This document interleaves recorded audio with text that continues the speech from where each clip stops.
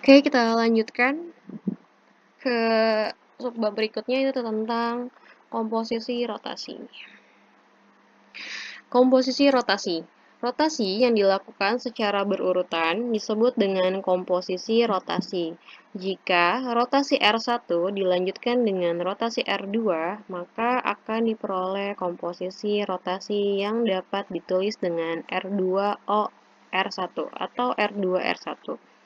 Rotasi-rotasi sepusat atau komposisi rotasi sepusat dapat diwakili oleh sebuah rotasi tunggal.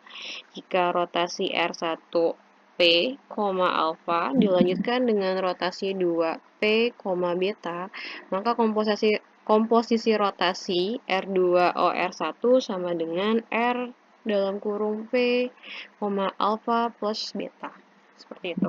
Nah, kalau tadi pas refleksi itu disimbolkan dengan M, di komposisi rotasi ini kita simbolkan dengan R.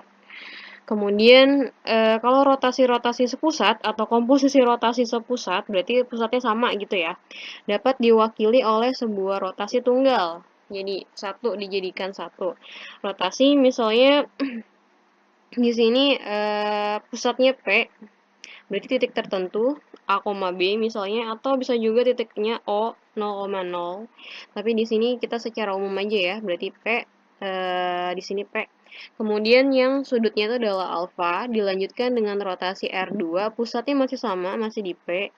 Yang sudutnya adalah beta, maka kita bisa menggabungkan kedua rotasi tersebut sehingga menjadi komposisi rotasi itu dengan cara menjumlahkan sudutnya alfa plus beta dan dia pusatnya masih sama seperti itu.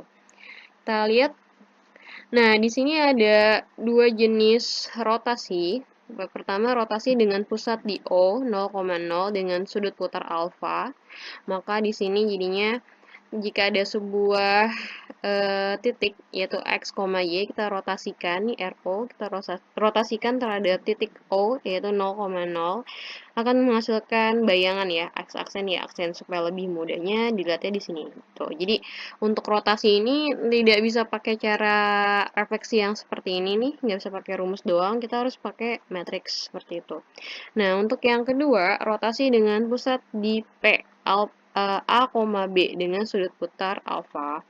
Maka di sini jika ada sebuah titik yaitu x, y dirotasikan terhadap yang pusatnya di P gitu ya, yaitu A, B dengan sudut putar alfa, maka di sini jadinya sama X aksen Y aksen.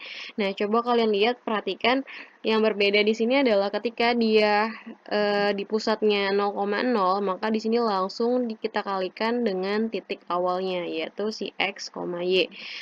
Di sini sama cos alfa min sin alfa, cos alfa ini sama nih ininya matriks rotasinya, tapi membedakan adalah dia harus kalau dia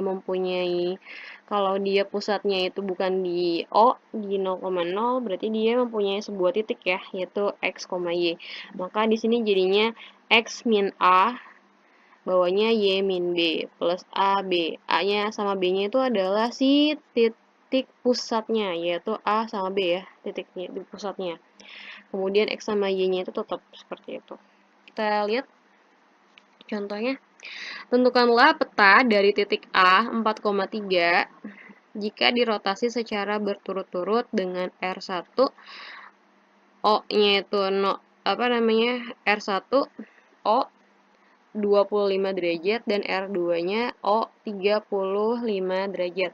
Oke, kalau tadi kalian berarti di sini kalau kita lihat ini titik awalnya yaitu si A X, Y, berarti X-nya 4, Y-nya 3. Dirotasikan secara berturut-turut dengan R1 dan R2. Nah, di sini yang di depan ini nih itu menandakan pusat. Berarti pusatnya dia di O 0,0 gitu ya. Di sini juga sama, pusatnya di O 0,0. Dan ini berarti ini alfanya dan ini betanya. Maka bisa kita jumlah nantinya, tinggal alfa plus beta. Seperti itu. Kemudian yang nomor 2 ini tentukanlah peta dari titik A 4,3 jika dirotasi secara berturut-turut dengan R. Di sini R1-nya itu adalah sebuah titik tertentu pusatnya yaitu P. 15 derajat, kemudian R2-nya juga masih P, cuma di sini 30 derajat dengan P-nya ini adalah 1,2. Berarti P-nya di sini adalah pusatnya yaitu 1,2, maka A-nya adalah 1 dan B-nya adalah 2. Coba kita lihat pembahasannya. Oke, berarti ini R2, R1 seperti itu ya.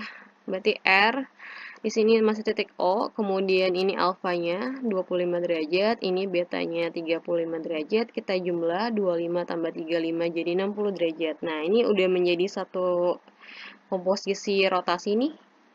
Kita langsung aja ke rumusnya, yaitu X aksen Y aksen sama dengan cos alfa min sin alfa cos alfa dikalikan dengan XY. XY-nya ini tadi adalah si titiknya, yaitu 4,3. X-nya 4, Y-nya 3. Berarti alfanya di sini adalah 60. Secara keseluruhan ya, udah digabung nih, udah jadi komposisi rotasi, berarti kita pakai yang 60 langsung.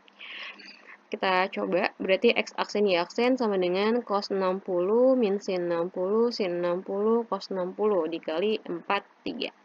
Nah, berarti cos 60 di sini adalah setengah, sin 60 itu adalah setengah akar 3, kita kalikan dengan minus, jadi minus setengah akar 3, sin 60 tadi setengah akar 3, terus cos 60-nya setengah, kita kalikan dengan 4, 3.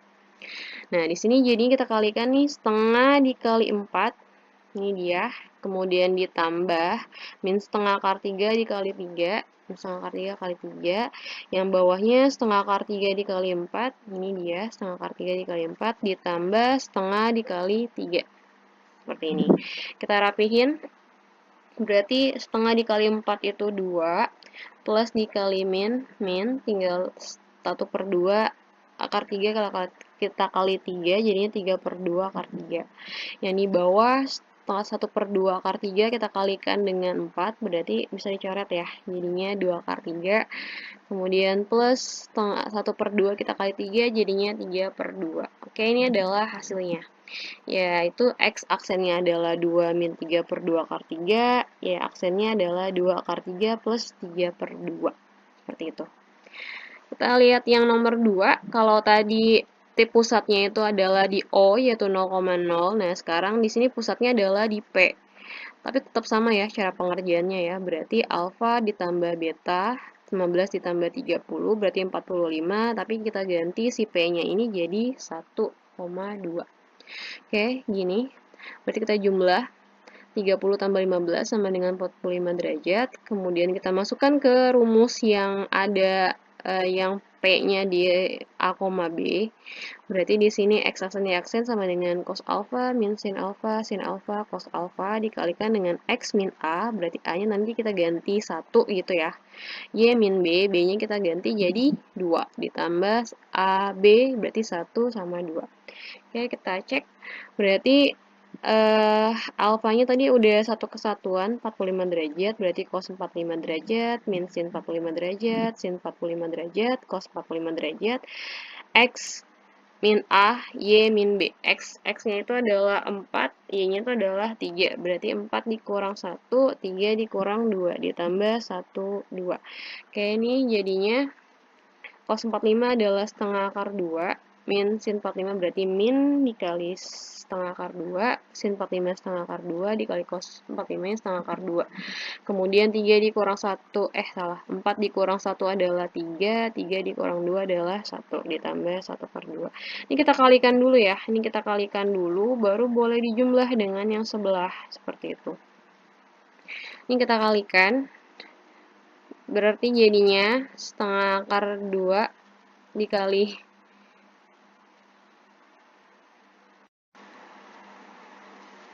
Oke, berarti tadi sempat ada kesalahan ya di titiknya tidak saya cantumkan, ini sudah saya perbaiki. Berarti di sini jadinya kita kalikan setengah akar 2 dikali 3. Ini dia taruh di sini, ditambah min setengah akar 2 dikali 1, taruh di sini. Kemudian setengah akar 2 dikali 3, taruh di bawah. Kemudian tambah setengah akar 2 kali 1, taruh di sini.